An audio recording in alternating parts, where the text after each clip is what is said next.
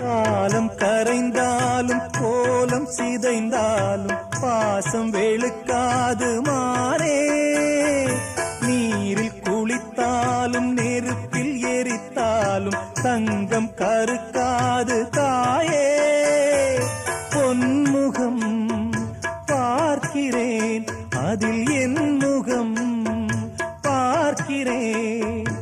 இந்த பொன்மானை பார்த்து கொண்டே சென்று நான் சேர வேண்டும். மீண்டும் ஜென்மங்கள் மாறும் போதும் நீ என் மகளாக வேண்டும். பாசராகங்கள் பாட வேண்டும். பூவே பூச்சூ